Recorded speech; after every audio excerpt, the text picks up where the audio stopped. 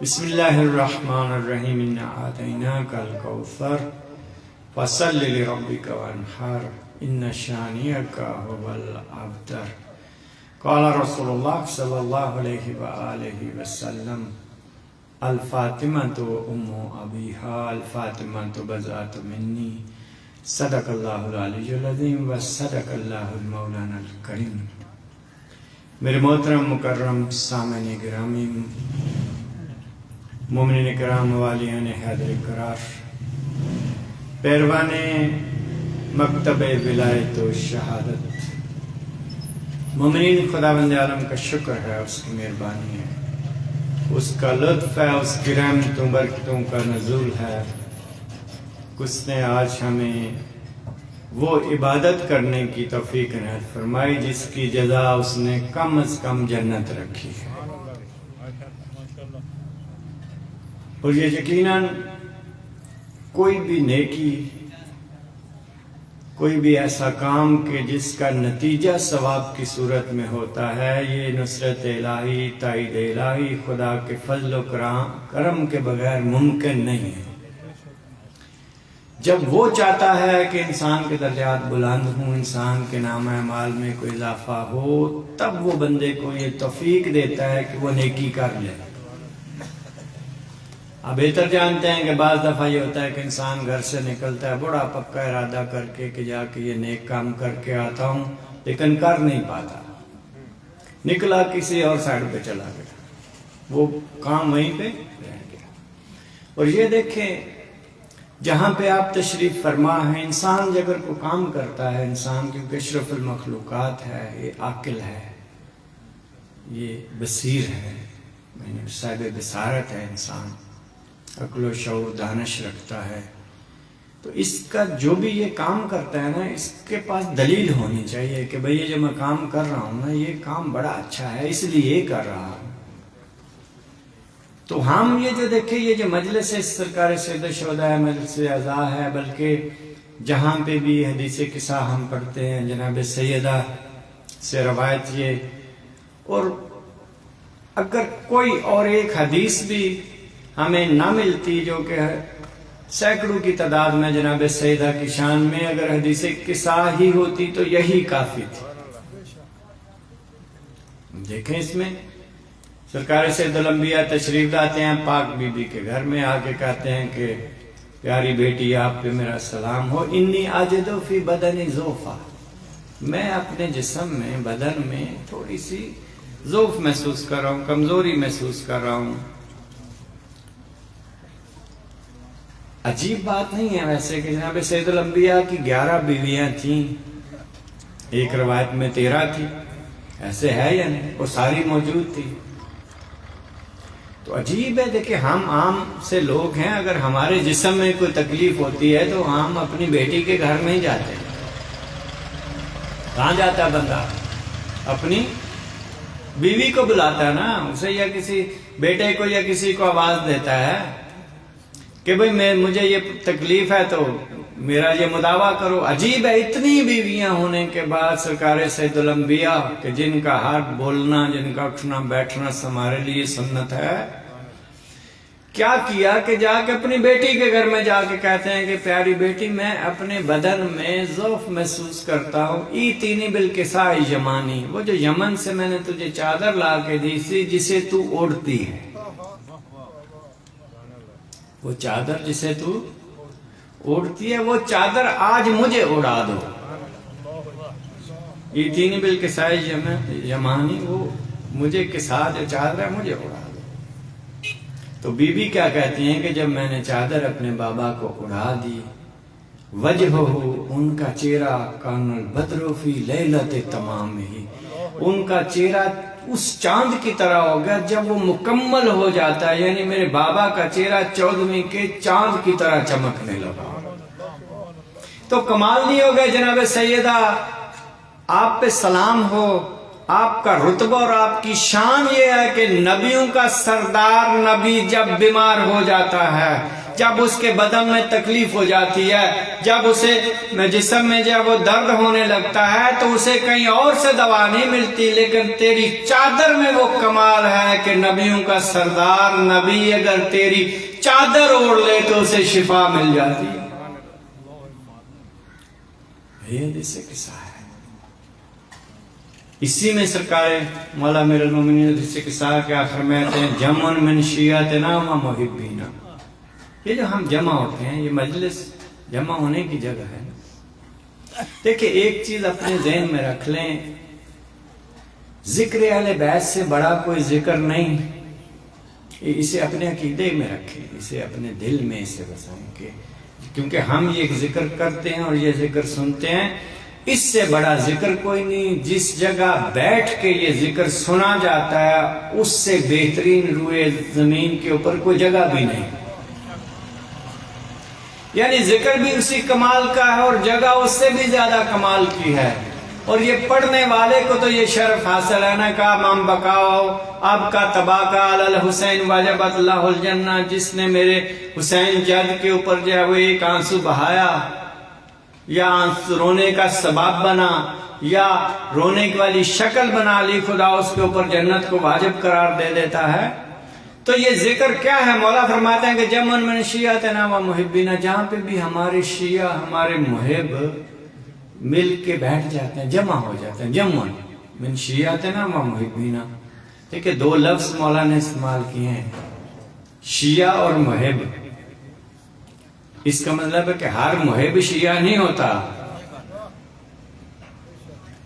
شیعہ ہر شیعہ محب ہوتا ہے لیکن ہر محب شیعہ نہیں ہوتا۔ اگر ہوتا تو پھر لہذا سے اس کا ذکر نہ مولا فرماتے، کا جمن من شیعتنا محبینا، جہاں بھی ہمارے شیعہ ہمارے محب اکٹھے ہو جاتے ہیں تو مولا پھر کیا ہوتا ہے؟ کا جمن من شیعتنا محبینا نزلت علیہم الرحمہ، خدا کو ہمارے شیعوں کا جمع ہونا، اکٹھے ہو کے بیٹھنا اتنا پسند ہے کہ اسی وقت خدا کی رحمتوں کا نزول شروع ہو جاتا ہے۔ تو کیا مولا بیٹھ کے کوئی مناجات کرتے ہیں، کوئی تسبیحیں کرتے ہیں، کوئی سجدے کرتے ہیں، کوئی عبادات کرتے ہیں، قرآن پڑھتے ہیں؟ کا نہیں، ان کا جمع ہونا ہی ہمارے رب کو اتنا پسند ہے کہ جب یہ جمع ہو جاتے ہیں نازلت علیہم الرحمہ، خدا کی رحمتوں کا نزول شروع ہو جاتا ہے۔ وحفت بہم واستغفرت لہم ان یتفرقوا، فرشتے نازل ہونا شروع ہو جاتے ہیں اور جب تک بیٹھے رہتے ہیں ان کے لیے استغفار کرتے ہیں۔ بھائی اس صف پہ بیٹھنے کا سب سے پہلا فائدہ کیا ہے؟ نزلت علیہم الرحمہ، خدا کی رحمتوں کے سائے میں بندہ آ جاتا ہے، اور جب اس کی رحمتوں کے سائے میں آتا ہے پھر مانگی ہوئی کبھی بھی کوئی دعا رد نہیں ہوتی۔ یہ دعاؤں کے قبول ہونے کی جگہ ہے، یہ دعاؤں کے مستجاب ہونے کی جگہ ہے۔ کا نازلت علیہم الرحمہ وحفت بہم الملائکہ، آسمان سے فرشتے اترتے ہیں اور اترنے کے بعد ان کو بغل گیر ہونا شروع ہو جاتا ہے۔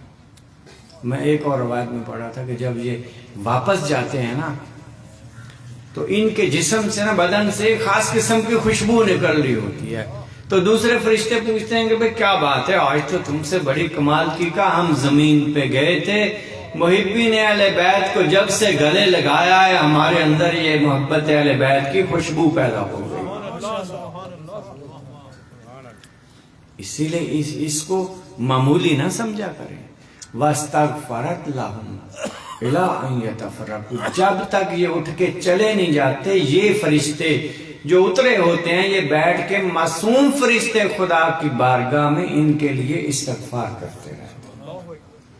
یعنی بندہ گھر سے آتا ہے، خدا کی رحمتوں سے بھی فیض یاب ہو گیا، اپنے گناہوں کی بھی بخشش کر لی، فرشتوں سے اس کی ملاقات بھی ہو گئی۔ یہ مجلس حسین جہاں پہ آپ بیٹھے ہیں ایسے، اور یہ ذکر کیسے کمال کا ہے۔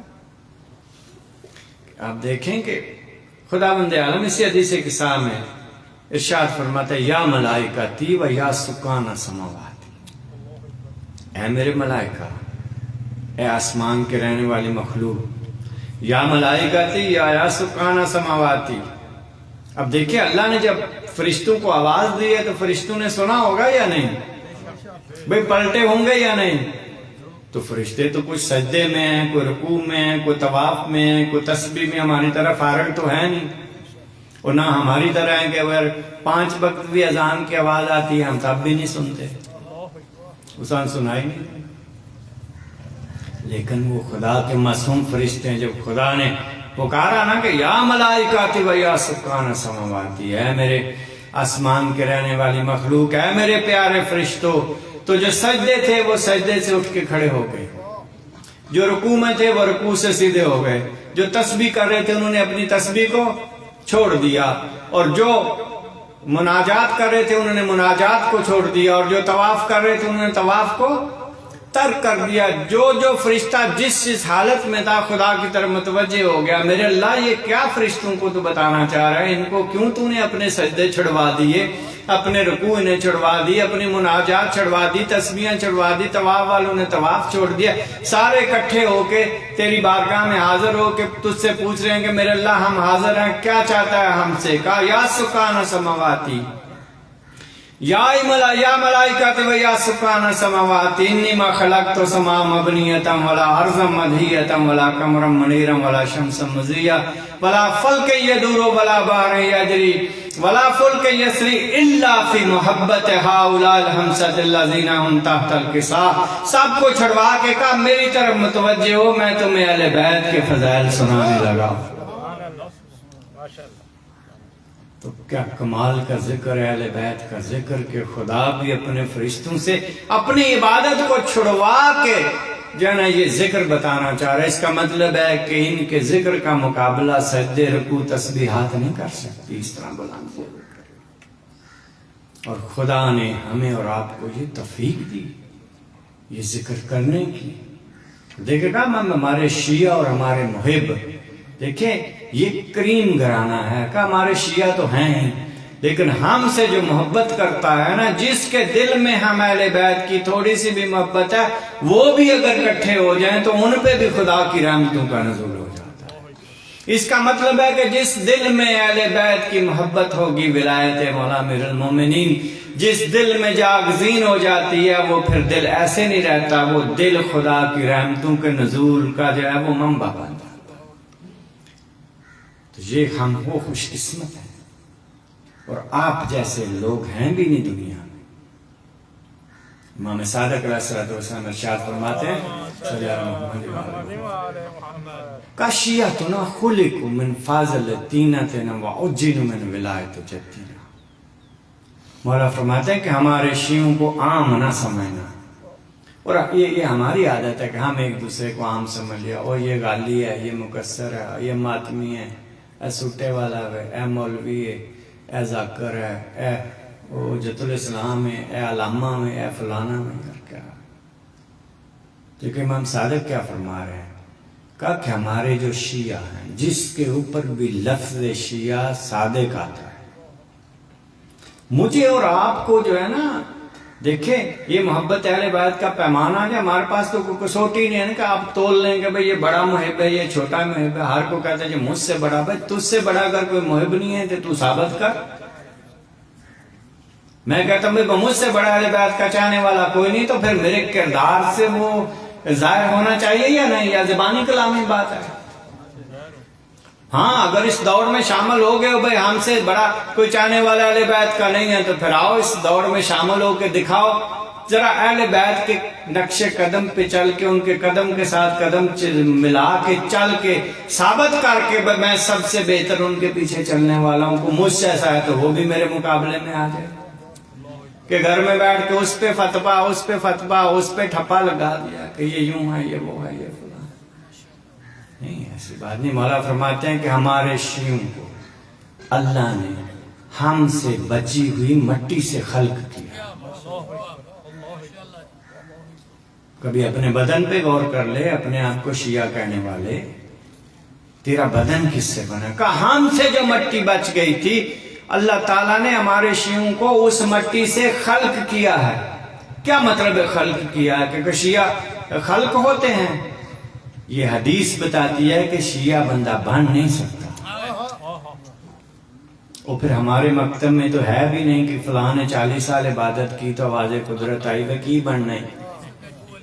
ہمارے یہاں نہیں کوئی بنتا بھائی. کہا بھائی شیعہ بننے کے لیے یہ عبادتوں ریاضتوں یہ چلے یہ سارا کچھ یہ حفظ اور یہ سارا کچھ بھی اکٹھا کر لیا جائے تو بندہ شیعہ نہیں بنتا.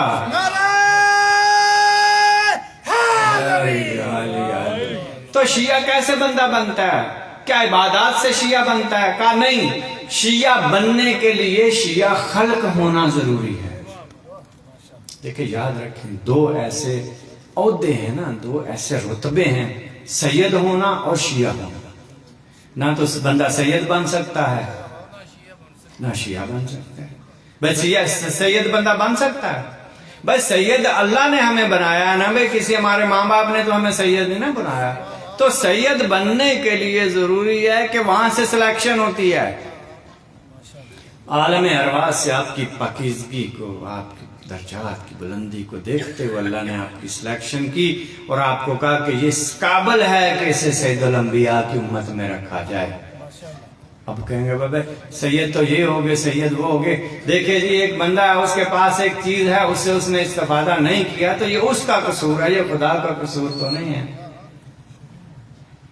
تو کہا ہمارے شیعوں کو اللہ نے خلق کیا ہم سے بچی مٹی. دیکھیں جس پاکیزہ مٹی سے یہ شیعہ خلق ہوتے اس کا تقاضا کیا ہے؟ بھئی جب تو کہتا ہے میرے بدن جیسا کسی کا بدن نہیں ہے تو اس بدن سے پھر تو کیا استفادہ کر رہا ہے؟ کیا اسی مٹی سے بنی ہوئی اس زبان سے بندہ غیبت کر سکتا ہے؟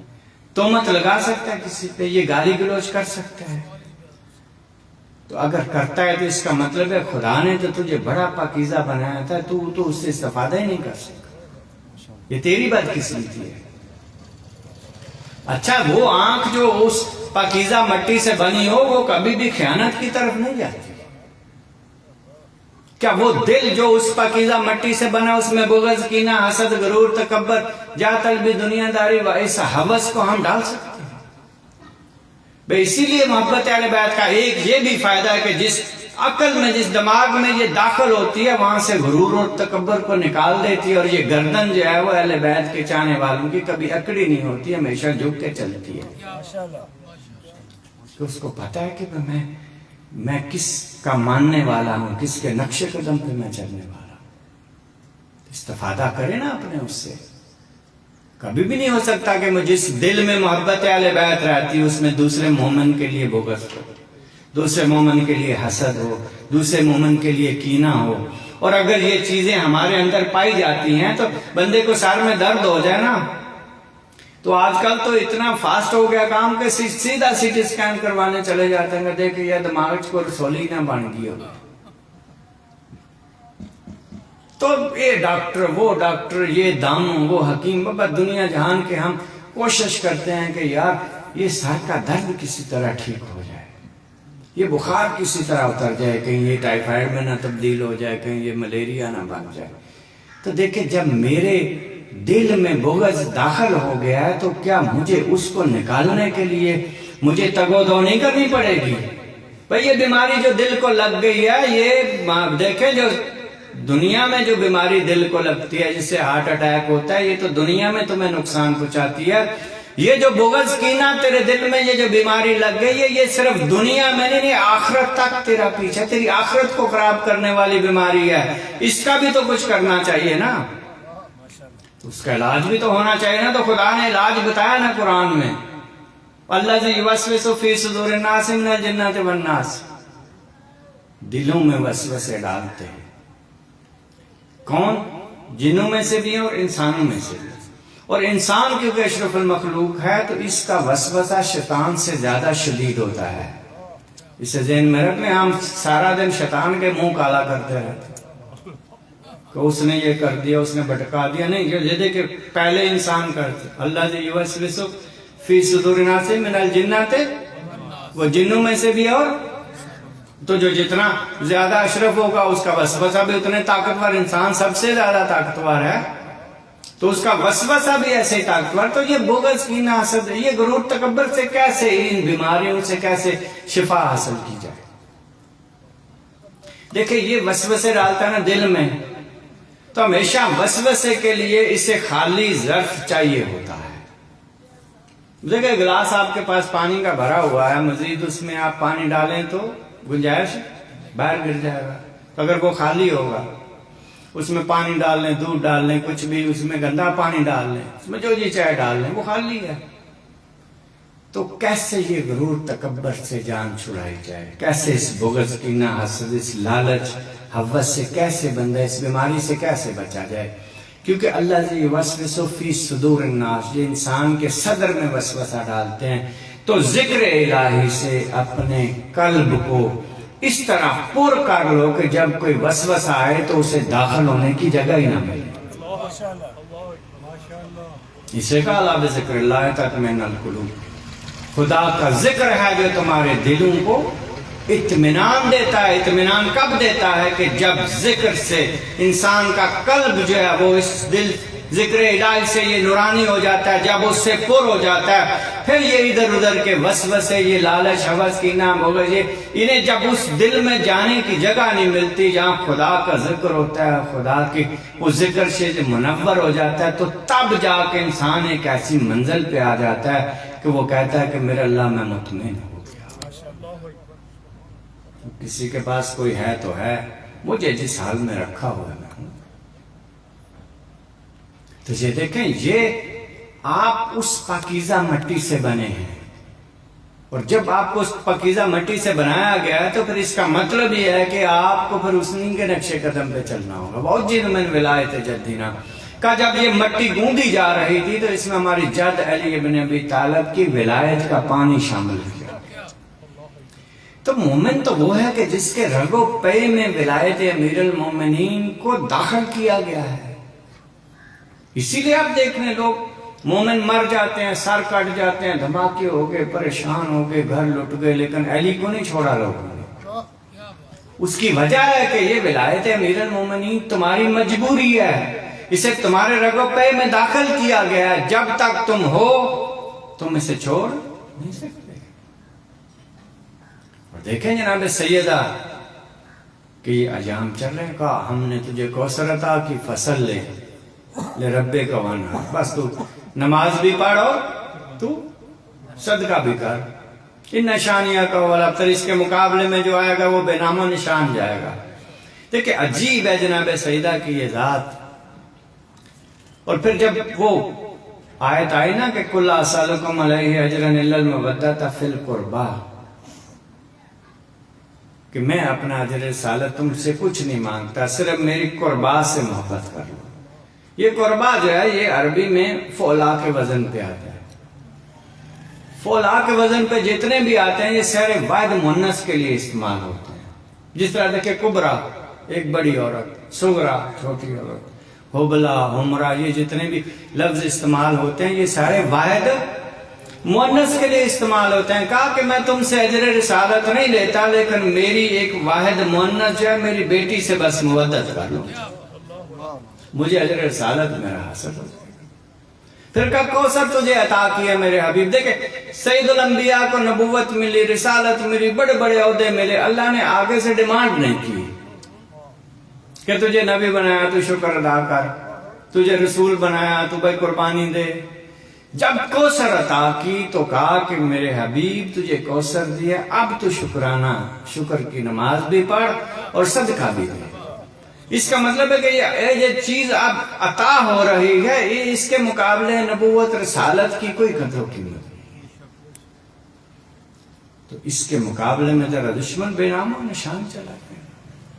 اور دیکھیں جناب سیدہ قوم ابیہا، یہ اپنے باپ کی ماں ہے. اب اس میں یہ جو عربی میں کہتے ہیں اوریجن کو، جہاں سے کوئی چیز نکلتی ہے. جس طرح مکے کو ام القریٰ کہا جاتا ہے، تمام بستیوں کی ماں ہے. یہ سب سے پہلے وہاں آبادی شروع ہوئی. تو کہا فاطمہ تو بذات منی، فاطمہ میرا باز ہے، میرا ٹکڑا ہے، میرا جسم کا حصہ ہے. جگہ جگہ جناب سید الانبیاء نے یہ تعارف کروایا. اور یہ کام تھا کہ جب بھی جناب سیدہ آتی اٹھ کے کھڑے ہو جاتے اور ان کے ہاتھوں کو اپنے ہاتھوں میں لیتے. جناب سیدہ اپنے بابا کے ہاتھ کو چومتی، اپنی ابا اتارتے، اسے زمین پہ بٹھاتے، اس کے اوپر جناب سیدہ کو بٹھاتے. اور روایت میں ہے کہ جب تک بی بی بیٹھ نہیں جاتی خود نہیں بیٹھتے تھے. یہی بیوی ہے. تو کیا مسئلہ بن گیا تھا کہ بیوی کو دربار میں جانا پڑا؟ کیا اس ایک باغ کے لیے بیوی کو ضرورت تھی؟ نہیں.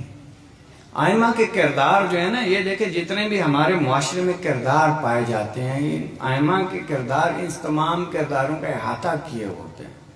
اس میں سیاسی پہلو بھی ہوتے ہیں، اس میں دینی پہلو بھی ہوتا ہے. کہ جناب سیدہ کا وہ خطبہ کبھی آپ جا کے اسے دھیان سے دیکھ لیں، اسے پڑھ لیں، باخدا ایسی وحدانیت پروردگار عالم کی جناب سیدہ نے وہاں پہ بیان کیا. بھئی کیا ضرورت تھی؟ بڑے بڑے صحابہ کرام تھے، ابھی تازہ مسلمان تھے، قرآن روزانہ رسول خدا سے سنا کرتے تھے، حدیثیں یہ سنا کرتے تھے. پھر اتنا لمبا خطبہ صرف توحید کے اوپر، رسالت کے اوپر، امامت کے اوپر، اپنی اولاد کے تعارف کے اوپر جناب سیدہ نے کیوں دیا؟ ان کو یاد دہانی جناب سیدہ نے کروائی ہے کہ یہ جو کام تم کرنے جا رہے ہو یہ نہ تو قرآن کے مطابق ہے، نبی کی حدیث کے مطابق ہے. جو اس نے ہمارا حق تمہیں دیا ہوا، تمہارے اوپر لازم کیا ہوتا، تم اس حق سے بھی روبردانی کر رہے. تو یہ دیکھیں دربار میں اگر بی بی نہ جاتی تو وہ جو نقاب جو ہے نا وہ ڈالی گئی تھی دین اسلام کی، وہ کبھی بھی وہاں سے اٹھتی نہ. اس نقاب کو اتار کے آئی ہیں جناب سے. اور یہ دیکھیں باغ فدق جو ہے، بسم اللہ جی، یہ دیکھیں یہ کوئی چھوٹا سا باغ نہیں تھا کہ یہ ہم نے چھوٹے چھوٹے باغ لگائے ہوتے ہیں. یہ یمن تک کی سلطنت تھی پوری. اور یہاں پہ کیوں اس کے اوپر قبضہ کیا؟ اس کی بھی وجہ پہ کیا ضرورت پڑ گئی تھی ان کو بھائی یہ باغ کو جو ہے اہل بیت سے جو ہے وہ چھین لیا جائے؟ اور ان کو دیکھیں دو چیزیں تھی. ایک تو جو شرف تھا نا اہل بیت کا وہ کسی کے پاس نہیں تھا، یعنی ہر حوالے سے وحی کا یہ گھر تھا، سید الانبیاء سے یہ نسبتیں تھی، سارا کچھ ان کے پاس تھا، اہل بیت کے پاس. اب ہوا کہ انہوں نے سب سے بڑا جو نقصان پہنچایا ہے اہل بیت کو وہ یہ تھا کہ کیونکہ یہ روحانی طریقے سے تو جو بہت مضبوط ہیں، انہیں مالی لحاظ سے کمزور کر دیا. اور یہ چھوٹی سی بات نہیں تھی. جب مالی لحاظ سے انہیں کمزور کیا گیا تو اس کا نتیجہ کیا ہوا کہ مدینے سے یہ جتنا خاندان تھا یہ نکلے، کوئی کسی علاقے میں چلا گیا، کاروبار کی تلاش میں کچھ کسی میں چلا گیا. ورنہ تو ان کا کام یہ تھا کہ اگر ان کا یہ سورس آف انکم جو قائم رہتا تو یہ فضل و کرم میں تو ویسے ہی خدا کے قریب تھے. تو انہوں نے دین اسلام کے لیے پھر بہت بڑا کام سر انجام دینا تھا، جسے بعد میں مشکلات میں یہ دیتے رہے. اپنی ڈیوٹی کو اہل بیت کے چاہنے والے یا اہل بیت نہیں بھولے. لیکن نقصان کیا ہوا؟ اور پھر مزے کی بات ہے کہ یہی پہلے کہہ دیا کہ نبی کی کوئی وراثت نہیں ہوتی، پھر مروان نے اپنے دے دیا، اس کو مروان کو دے دیا حضرت عثمان نے. وہاں پہ وراثت پیدا ہو گئی تھی. اب تو ظلم، اب تو مصیبت، یہاں پہ پریشانی یہ ہے کہ حق کی بات بھی کریں تو پرچہ ہو جاتا ہے بندے کے اوپر. بھائی جب تمہاری کتابوں میں لکھا کہ حضرت عثمان نے یہ دے دیا تھا مروان کو، تو پھر ہم پہ پرچہ کیوں دیتے ہو؟ پرچہ تو اس پہ ہونا چاہیے نا جس نے زیادتی کی ہے. بلکہ توہین حضرت ابوبکر کی جب توہین حضرت عثمان نے کی ہے، عمر کی توہین انہوں نے کی ہے کہ جنہوں نے کام نہیں کیا تھا انہوں نے کیا وہ. لیکن ہمارے یہ آپ کا معاملہ ہے، ہم اس پہ بولتے نہیں ہیں. ہمارا تو مقصد یہ ہے کہ وہ بی بی کا حق تھا اور حق وہ انہیں نہیں ملا.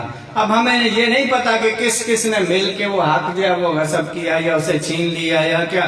ہم تو یہ چاہتے تھے کہ وہ حق کر اہل بیت کو اس دور میں مل جاتا تو دین اسلام کی جو آج شکل ہے نا یہ کوئی اور ہوتی،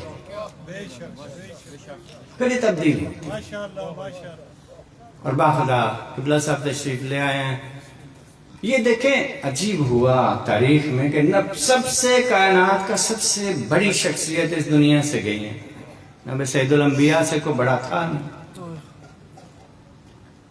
ابھی یہاں ہمارے ہاں ایک رواج ہے کہ جب ہم سنتے ہیں، دور سے بھی سنتے ہیں کہ کسی کا باپ دنیا سے چلا گیا تو جو بھی ہوتا ہے وہ پہنچ جاتے ہیں چاہنے والے قریبی،